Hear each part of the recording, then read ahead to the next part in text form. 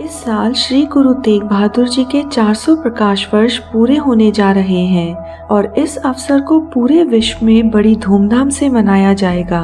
यूँ तो गुरु साहिब की शहीदी और उनके जीवन को वीडियो के माध्यम से दिखाना असंभव है, परंतु हमारी टीम पूरी कोशिश करेगी कि गुरु साहिब के जीवन और उनकी शहीदी के इतिहास को ज्यादा से ज्यादा लोगों तक पहुंचाया जाए। अगर आप इस काम में हमें सपोर्ट करना चाहते हैं तो वीडियो का डिस्क्रिप्शन देखें और इस वीडियो को अपने व्हाट्सएप और फेसबुक पेज पर जरूर शेयर करें।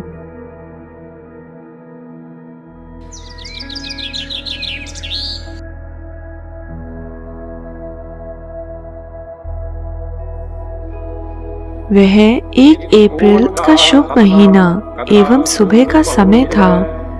श्री हरगोबिंद साहिब जी रोज की तरह श्री हरमिंदर साहिब में आए हुए थे और आशा की बार का कीर्तन चल रहा था।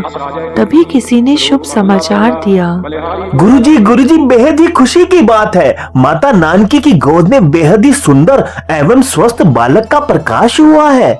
इस सुखद संदेश को सुनकर गुरु साहिब उठे और श्री गुरु ग्रंथ साहिब की पालकी की ओर मुंह करके उन्होंने प्रार्थना की और गुरु साहब को दंडवत प्रणाम किया। कीर्तन की समाप्ति के पश्चात वह सत्संगियों और श्रद्धालुओं के साथ अपने निवास स्थान गुरु के महल में पधारे। नवजात बालक को देखकर श्री हरगोबिंद साहिब जी ने एक विचित्र काम किया और नवजात बालक के सामने अपना शीश झुका दिया और शिशु के सामने वंदना की। यह सब देखकर सभी खड़े भक्तजनों के आश्चर्य का ठिकाना न रहा। एक भक्त ने गुरुजी से पूछा, गुरुवर, आपने यह क्या किया? नवजात शिशु के सामने अपना सर झुका दिया, ऐसा क्यों किया आपने गुरुवर? इस बात का जवाब देते हुए गुरुजी ने सभी से कहा, यह बालक दीन दुखियों की रक्षा करेगा और सभी प्राणियों के संकट हरेगा। गुरु हरगोबिंद साहिब ने अपने पुत्र का नाम त्यागमल रखा। गुरुजी ने अपने पुत्र का नाम त्यागमल इसलिए रखा क्योंकि उनका मानना था कि एक दिन यह बालक मानव कल्याण के लिए बहुत बड़ा त्याग देगा।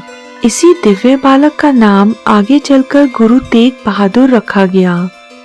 श्री गुरु तेग बहादुर जी से बड़े 4 भाई और एक बहन थी। भाइयों का नाम बाबा गुरुदित्ता, बाबा सूरजमल जी, बाबा अनी राय और बाबा अटल राय था और बहन का नाम कुमारी वीरो था।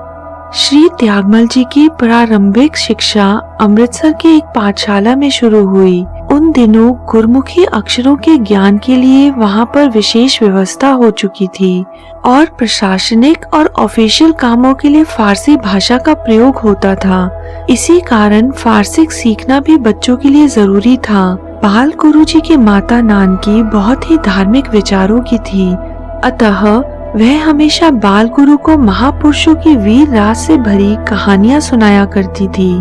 इन वीर रास की कहानियों ने बाल गुरुजी के मन पर अमिट छाप छोड़ी। उनकी माताजी माता नानकी जी को सद्गुणों की साक्षात मूर्ति कहा जाए तो वह गलत ना होगा। गुरु तेग बहादुर जी में जो गुण पाए गए, जैसे कि उनका मधुर भाषी होना, धर्म पर अडिग होना तथा सुशील होना, यह सब गुण उन्हें माता नानकी जी से ही मिले थे।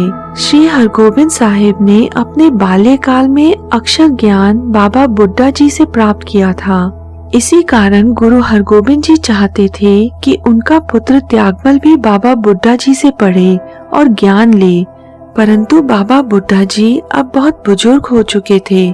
इसी वजह से उन्होंने त्यागमल जी को गांव रामदास में भेज दिया, जहां गुरु नानक देव जी की मुलाकात बाबा बुड्ढा जी से हुई थी। वहां से शिक्षा लेकर बाबा त्यागमल जी वापस अमृतसर आ गए और स्थानीय विद्यालय में अपनी शिक्षा आगे बढ़ाई।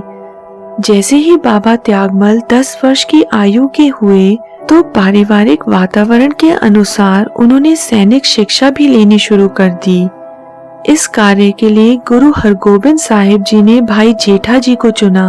बाबा त्यागमल जी का संगीत के प्रति लगाव स्वाभाविक था, अतः एक विशेष रबाबी सेवक उनको राग विद्या में प्रवीण करने के लिए लगाया गया।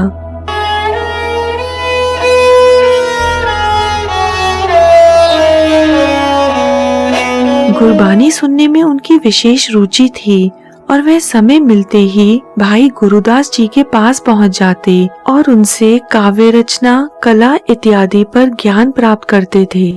बाबा त्यागमल जी जब लगभग 6 वर्ष के थे तो उनकी बड़ी बहन कुमारी वीरू जी का शुभ विवाह रचा गया, परंतु तभी एक दुखद घटना घटित हुई। मुगल प्रशासक कुलीज खान ने एक बाज पक्षी को लेकर सिखों के साथ झगड़ा कर लिया। इस झगड़े को चुनौती मानकर मुगल सेना ने अमृतसर पर आक्रमण कर दिया। उस युद्ध के कुछ दृश्य बालक बाबा त्यागमल जी ने भी देखे, जब योद्धा ढाल और तलवार सजाए जयकारा लगाते हुए शत्रु पर टूट पड़े थे और सभी और युद्ध की गूंज सुनाई दे रही थी।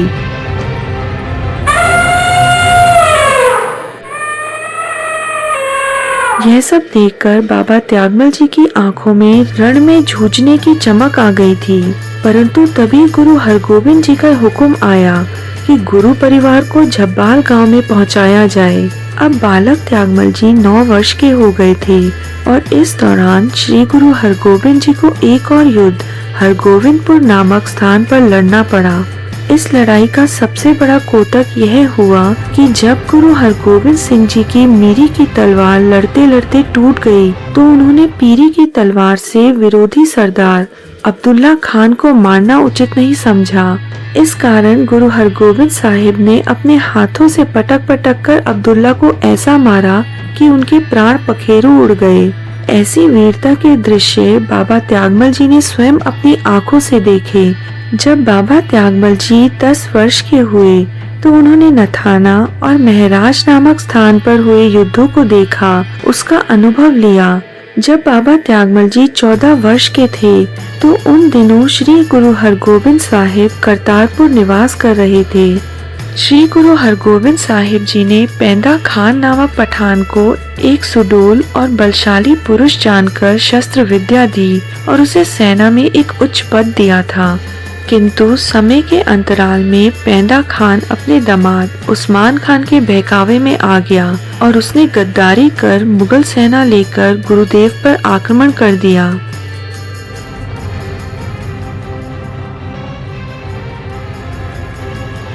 मुगल सेना की एक दूसरी टुकड़ी की कमान काले खान नामक पठान ने संभाली और सिख सेना को घेर लिया। मुकाबला करने के लिए गुरु हरगोविंद साहिब जी के ज्येष्ठ पुत्र बाबा गुरुदित्ता ने सिख सेना की कमान संभाली और दूसरी ओर भाई विधि चंद एवं अन्य सिख गुरुदेव के नेतृत्व में रण क्षेत्र में निकल पड़े। इस युद्ध में बाबा त्यागमल जी ने सक्रिय भाग लिया और अपनी तलवार का खूब जौहर दिखाया और जिसे देखकर उनके पिता गुरु हरगोविंद साहिब जी कह उठे, यह बेटा तलवार का धनी है, अर्थात तेग यानी तलवार चलाने में महारत रखता है। अब यह बाबा त्यागमल नहीं तेग बहादुर के नाम से जाना जाएगा।